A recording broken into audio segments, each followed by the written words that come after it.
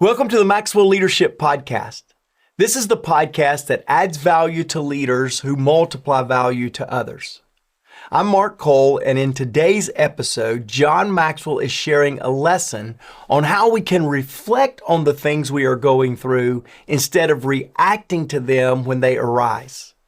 After the lesson, I'll be back and we'll sit down and discuss what John has shared, as well as give some practical application, some tips that, when implemented, will impact your life and leadership. As always, I would love to have you download the free bonus resource for this episode or to watch it on YouTube. You can go to maxwellpodcast.com/reflect to download the free resource as well as watch it on YouTube. But here's what I really want to tell you. Take a moment, slow down, and reflect on this podcast, because in the reflection, you will find impacting things that will make you better. Now, here we go. Let's reflect. Here is John Maxwell.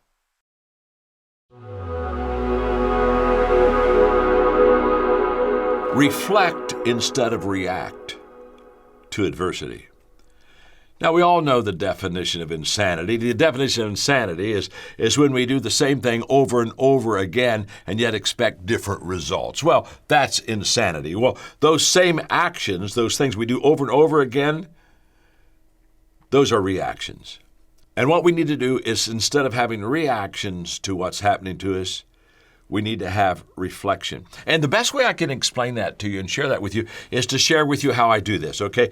Because I understand the bookends of success. All is well that begins well, and all is well that ends well. The beginning is all in preparation. Get ready, get prepared, start right.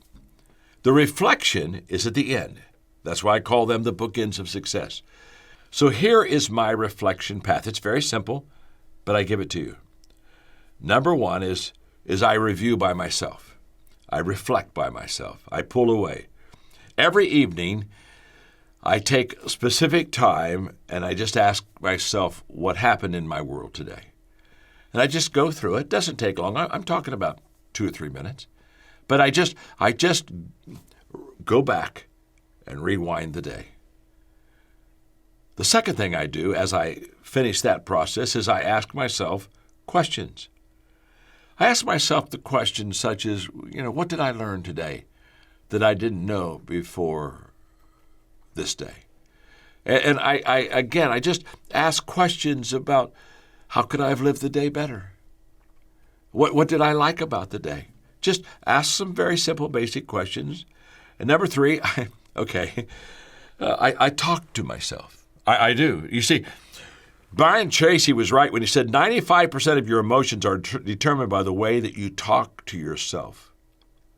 So I talk to myself. In fact, can I tell you something? The most important person you listen to every day is yourself.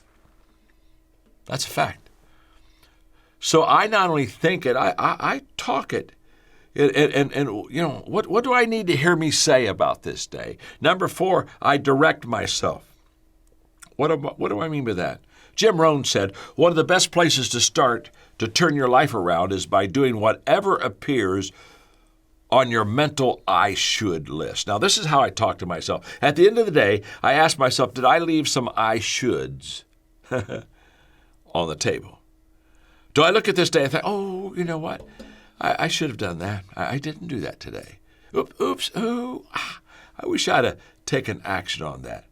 And what you got to understand is I look at that, what I should be doing in that list, and I say, okay, if I've got 2 or 3 I shoulds, I ask myself, can I do this tomorrow?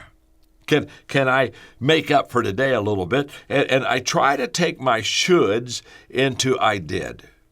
Okay? That's huge. That's how I direct myself. And then number 5, I take action myself. I take action.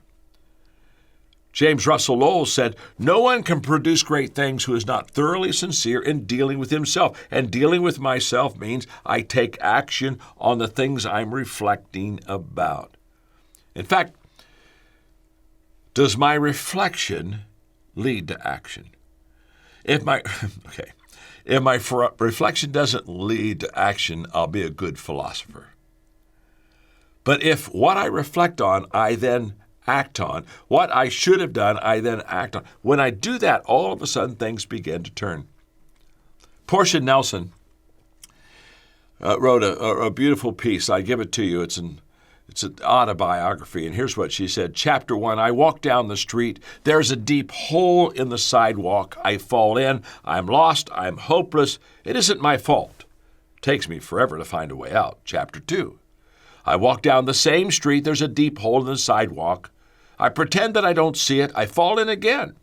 I can't believe I'm in the same place, but it isn't my fault. It still takes a long time to get out. Chapter 3, I walk down the same street. There's a deep hole in the sidewalk. I see it there. I still fall in. It's a habit. But my eyes are open and I know where I am. It is my fault. I get out immediately. Chapter 4, I walk down the same street. There's a deep hole in the sidewalk. I walk around it. Chapter 5, I walk down another street.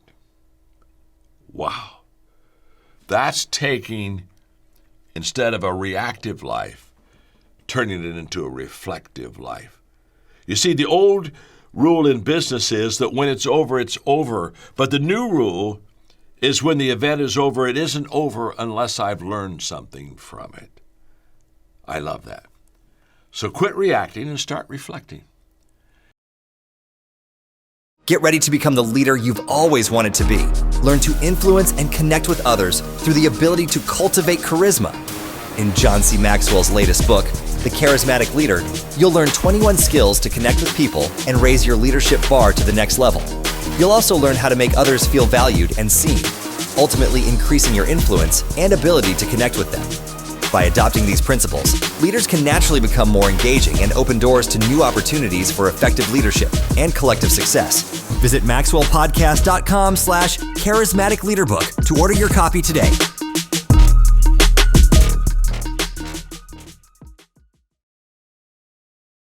Hey, welcome back, everyone. I feel like this was short and sweet today from John, but I think it was really potent. If I thought of one thing that I admire the most about John Maxwell, it would absolutely be the discipline he learned in the book, Thinking for a Change, or How Successful People Think. Because I do think in the magic of what John is sharing with us today, especially for Mr. Emotion here, especially for Mr. High-strung, super passionate leader here, I think what John is teaching us on the difference between reflection versus reaction is probably the magic to taking passion and putting passion into purpose and purpose into productivity. See, John Maxwell's philosophy emphasizes the importance of choosing reflection over reaction, specifically when facing challenges. Reactions are often automatic and emotion-driven, I know. But while reaction is all about the automatic, about the emotion, reflection allows for thinking, for a thoughtful, measured response. I'll never forget several years ago, John and I were in the middle of determining that we had a transition that was needed for a senior leader in our organization. And John had been really clear that the performance, the focus of this individual was not measuring up. And in fact, I watched John painstakingly go through the difficulty of this transition. I'll be honest with you, if John would have empowered me to make the decision, he did not.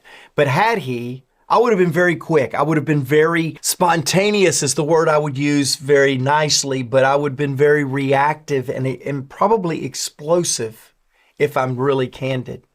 But yet I watched John take the emotion out of the decision, and by reflecting on the best way to move forward, came up with a great game plan. Here's what John did, and I learned significantly in this example. In fact, I told John after he had modeled this, I said, John, you'll never have to be the author or the leader of a transition again. I learned so much from this. And here's what I learned. By taking reaction out of the equation and putting reflection in, John did three things. One, he honored the person that needed transitioning. He gave clarity on what was going to happen if the transition had to happen. But most importantly, he gave opportunity to change the course of the transition. He sat down with the leader and he said, hey, this is what's not working. It's not working. You're not measuring up here. This is what I want. This is the clarity that I have given you, and yet we're not measuring up to this. But here's the great news. We've got time to correct it. We've got time to begin to change the outcome and what is impeding or the pending results if you'll do these 5 things. And literally, he sat down and said, you're not measuring up. This is what measuring up looks like. This is how to measure up. It's very clear. In fact, it was so clear that when John very reflectively said, what did you hear? It was repeated back flawlessly with great clarity. In fact, John went one step further and said, this is the amount of time that you have to change the trajectory that we're on. But in this certain amount of time, I'm going to come back and we're going to assess how well you're performing to the clear plan that you and I agree on. John did not look for agreement on what the results was. He looked for agreement and alignment on what the results should be. Too often as leaders in a reactive time, we allow emotions to rise. Rather than when we put reflection into it, we take the emotion out and put clarity in its place. Emotion confuses. It accelerates misunderstanding. Reflection settles and creates great clarity and great understanding. As I watched John transition this person over a 90-day period, one thing that was clear to me is when you honor somebody with reflection, you give opportunity to move forward without the emotion that reaction happens. So this approach led to a very positive outcome. The teammate didn't make it, but the teammate knew why they didn't make it, agreed that they couldn't make it, and on their own resigned from the organization. Here's my challenge for you and I today. As we counterbalance reflection and reaction, recognize when you're tempted as a leader to react emotionally to a situation. After you have recognized that temptation to emotionally respond, then take a step back and give yourself time to process your thoughts, your feelings. In fact, in this step back, I would encourage you to bring somebody beside you and let them speak into you. In other words, consider the perspective of others involved and look for situations that benefit everyone. Too often when I am in a reactive mode, I realize that it's in the thinking partner. It's in the expanding the input in my life that I come up with a better conclusion, a better solution, if you will, on how to move forward. As we think about times that we have reacted rather than reflected, I want to ask you, what's a recent situation where you reacted emotionally? How could you have handled it differently if you would have taken time to reflect before reacting? I have identified in my life some triggers that tend to provoke a reactive response rather than a reflective response. What are your triggers? How can you plan to move ahead to respond more reflectively in those situations? You know, John talked today about asking himself questions. He said that he talks to himself regularly. I've heard him talk to himself. There's a power in self-talk. There is a level of insight you will get if you will take time to talk with yourself. See, the most important person you listen to every single day is yourself. And it's your self-talk that has a significant impact on your ability to reflect and respond positively to challenges. It was Brian Tracy. John said it. It's in your notes. 95% of your emotions are determined by the way you talk to yourself.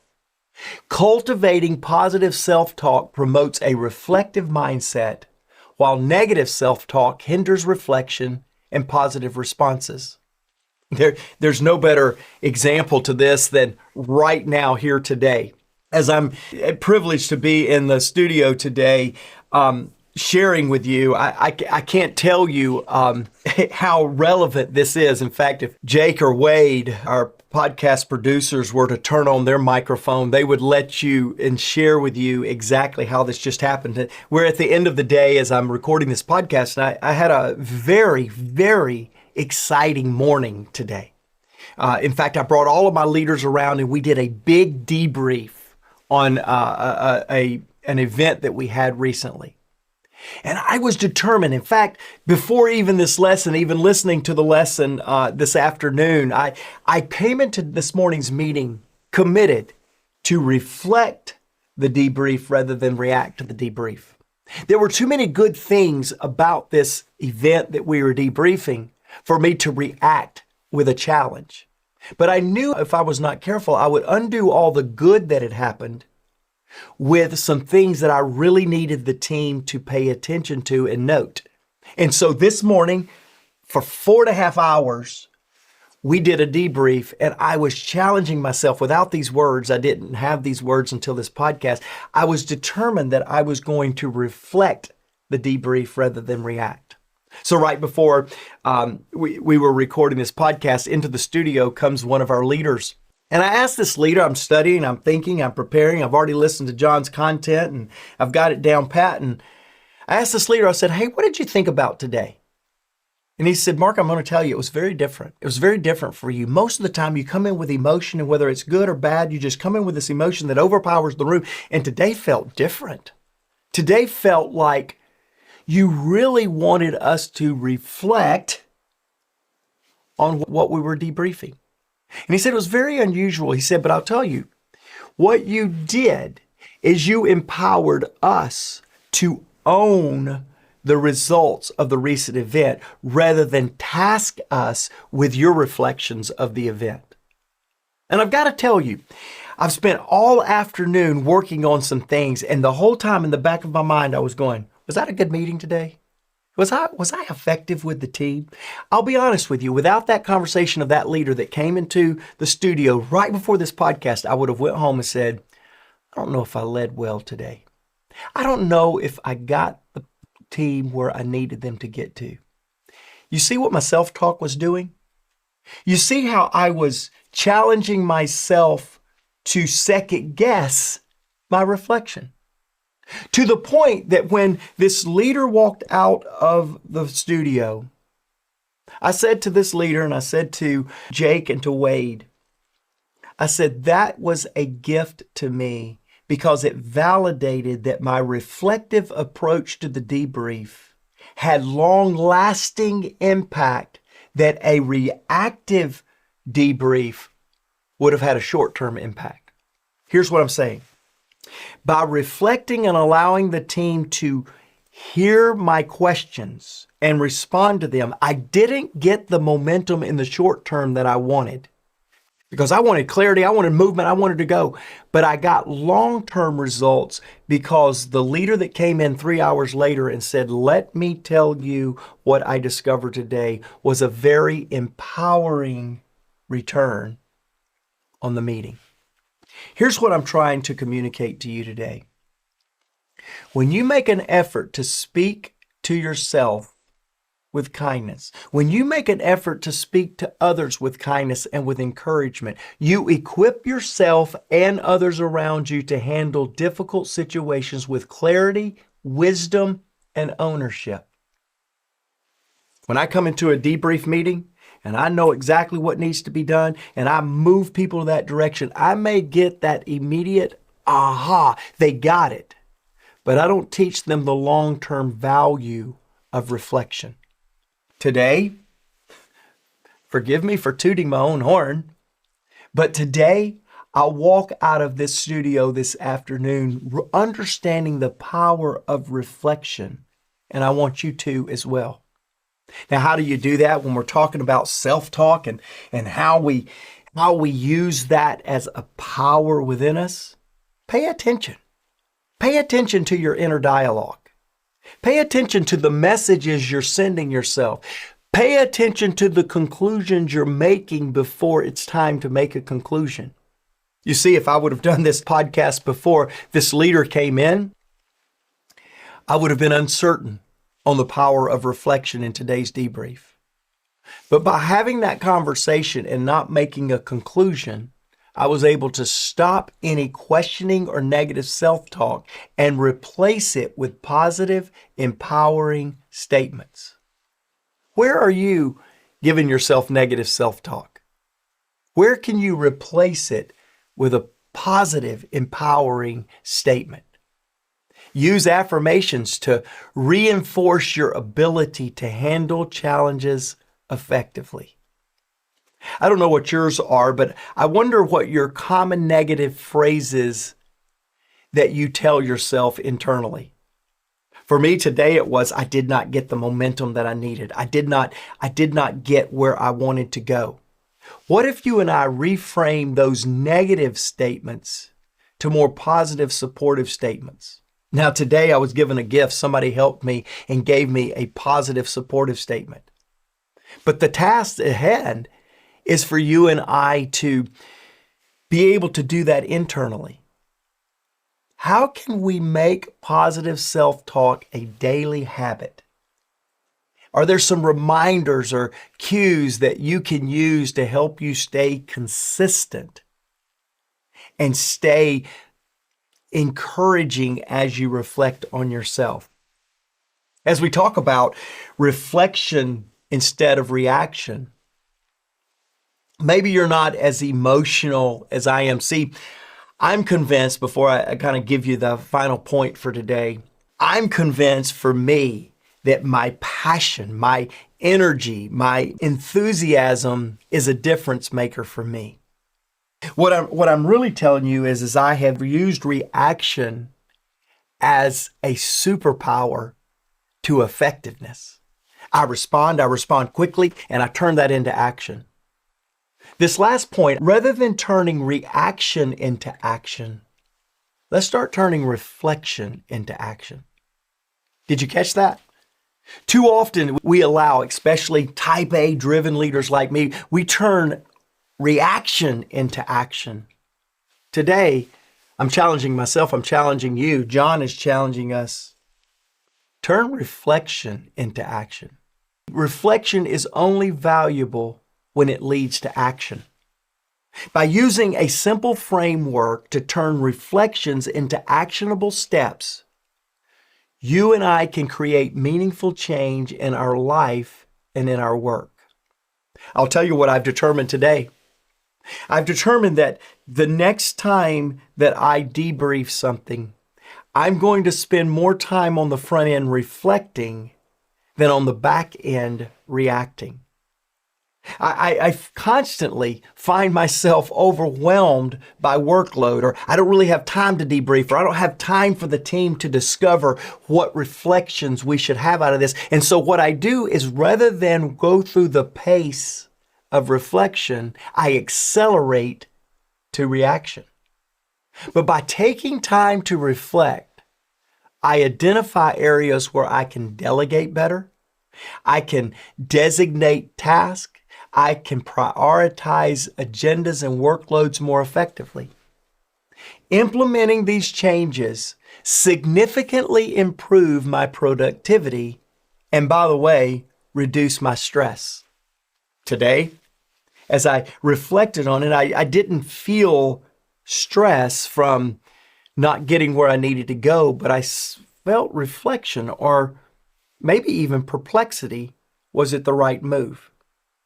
I walk out of here today convinced it was the right move, because what did I do? I used reflection to identify areas for growth and improvement in myself and in my team.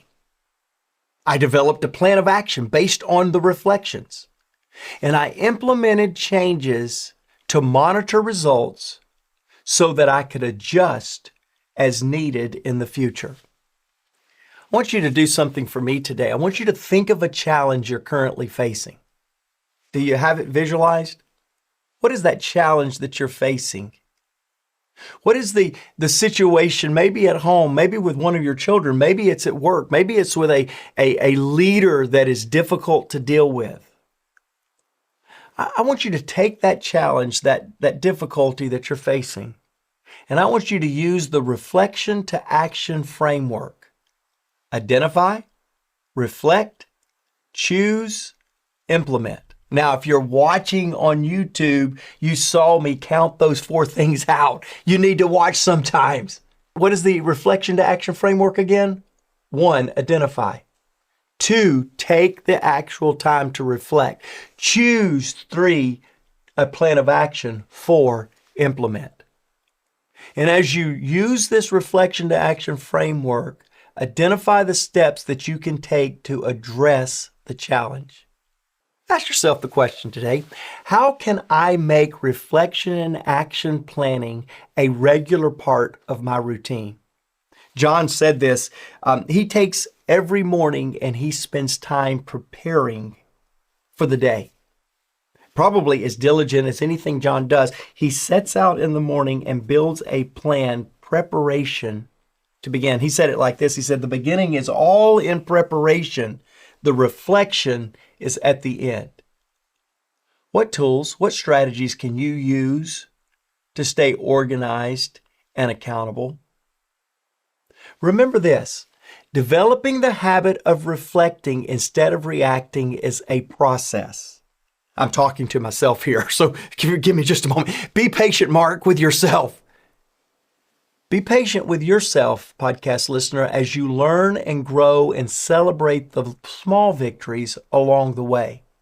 Why am I taking just a moment more of this? Because leaders have a bias to action. And action-oriented people have a bias to reaction. So by consistently choosing reflection over reaction, you'll be amazed at the positive changes that you create in your life and your leadership. So, what do? We begin to reflect more than we react. Now, if you would like more to go deeper into this subject, I have 2 podcasts that I want to give you. Podcast number 1 is the episode that we call The Growing Leader. We'll put that in the show notes. You will absolutely be impacted as you go back and listen to that for some of you, and others of you, you'll want to listen to it for the first time. The second podcast comes from Arlene. Arlene listened to the podcast, Redefine the Problem. And Arlene, we're going to put that into our show notes as well as your recommendation. Because what Arlene says is, I really loved watching the podcast. Thank you, Arlene, for watching. I'm so glad you're enjoying it. She said, it really helped me in my personal development, and I gained a lot of knowledge from Redefine the Problem. Arlene, that's our goal. That's our plan. For all of you that's listening, our goal is to help you and answer the question today, does my reflection lead to action, or does my reactions impede my actions? Now today, as I challenge you to go and lead well, I want to encourage you that a reflective leader driven to action will make better long-term impact on the leaders they're leading rather than the reactive leader that makes a short-term impact but does long-term damage. Go lead with powerful, positive change because everyone deserves to be led well.